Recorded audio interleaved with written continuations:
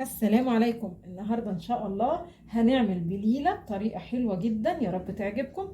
تعالوا بقى نسمي الله ونشوف هنعمل البليله الجميله دي ازاي. معايا هنا كوبايه قمح، معلقه كبيره بس تكون ممسوحه رز، وبعدين هضيف عليهم ميه سخنه كده من الكتل، وكميه الميه تكون كتيره بحيث انها يتغطس فيها القمح والرز. وبعدين هغطي البوله وهسيبهم منقوعين كده في الميه السخنه لمده ساعتين. بعد ساعتين بقى ده شكل القمح. هاخد بقى القمح هصفيه كويس قوي من الميه وهشطفه كويس قوي. بعد كده هجيب حله على النار، ولما الميه تغلي هضيف ليها القمح بقى بعد ما غسلته كويس قوي وصفيته من الميه.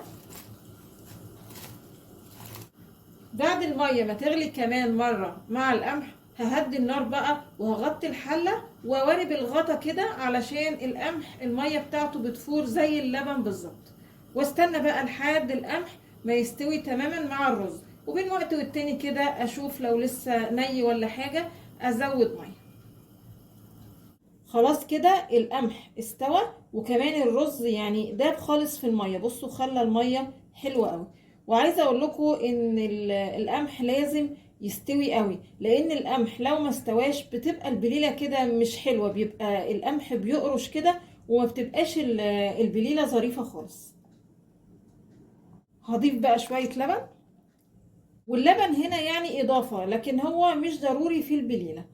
السكر بقى مش هنحطه في كمية البليلة كلها، هنحطه بس أثناء التقديم علشان كل واحد براحته بقى يشوف هيحلي كوباية البليلة بتاعته ازاي.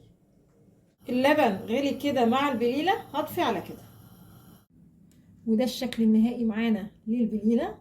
بصوا عايزة بس ايه اقرب لكم كده القمح، عايزة اوريه لكم. بصوا زي البليلة اللي بنجيبها من بره بالظبط. يا رب النهارده الفيديو يكون عجبكم، وانتظرونا ان شاء الله بفيديو جديد، وما تنسوش الاشتراك في القناة.